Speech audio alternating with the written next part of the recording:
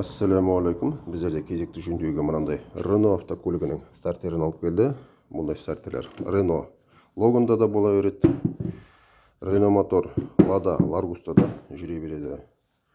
Стартердің ақауы белгісіз. Себебі бұл стартер әуелде түсіріп тастағанда новый стартер салып алған. Енді мынаның ұмытып қалды симптомдарын.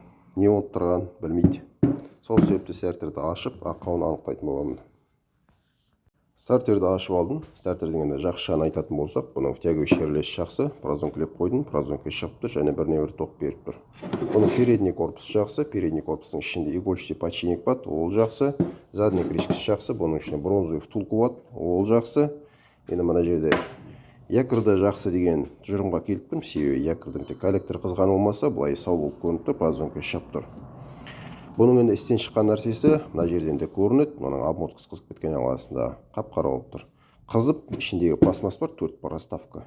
Мынандай. Солар балқып, якорды қысып қалып тұр. Шықпайды мына ішінен. Қалған бөлшектер мынандай болып сынып шықты ішінен. Оған қоса, мына жерде счеточный узел, счеточный узелден плюстен біреу киіп кеткен, және минустан біреу киіп кеткен. Бұның енді мына жерден якорды шығару үшін преспен басып шығарып аламыз. Бұның обмоткасы пайдаға аспайды, және счеточный узел пайдаға аспайды. Тағы да қоса айта кететін нәрсе, мына алдында бендексті жинаған кезде арасында мынандай үлкен граверный шайба қыстырып кетіпті. Бұл граверный шайбаның бұл жерде жүруіне ешқандай да негізі жоқ, бірақ бұны бендекс до конца ана якорға кіріп кетпеу үшін салған сияқты. Себебі оның арасында ана жерде, өзінде жабысып тұрған өзінің шайбасы бар ана жерде. Ол қайда кеткені енді белгісіз болып тұр. Сол себепті бұның обмоткасын ауыстырамыз, счеточный узелін ауыстырамыз.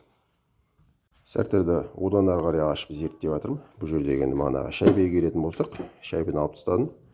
Ол бендекс ары қарай өтіп кетпеу үшін салынған шайба деп есептеп тұрмын. Оның бірақ бұл жерде жатуына ешқандай негіз жоқ, себебі мынаның арасында 10 жолы бар.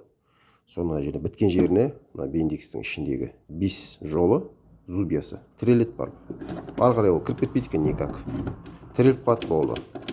Завод қарастырған. Енді манағы мен айтып тұрғаным арасында вставленный өзінің шайбасы болады дейді, онда шайба болмайды екен.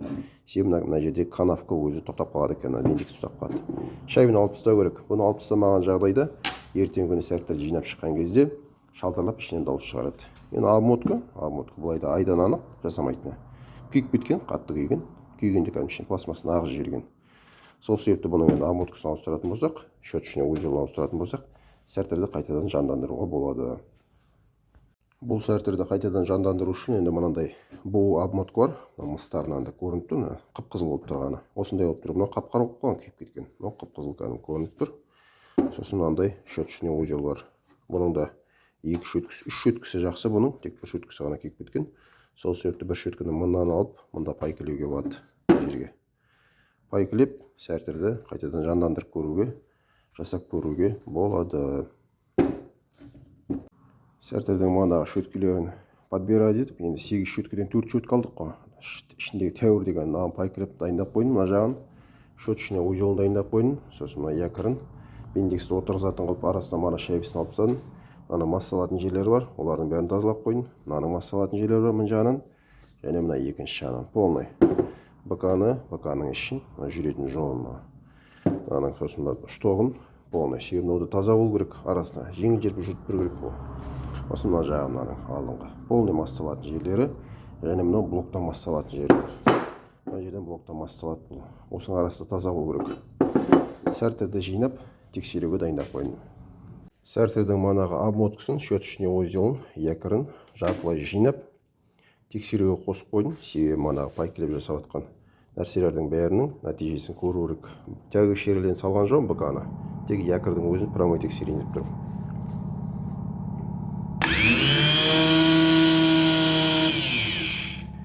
Мына жағында жақсы жұмыс жасап тұр. Енді втягивающий релені салып, толығымен тексеретін боламын.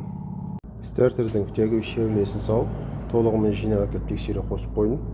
Массаны әкеліп қойдым, фазаны әкеліп қойдым. Бұл енді замок зажигайдан келетін плюс. Стартер өте жақсы жұмыс жасап тұр.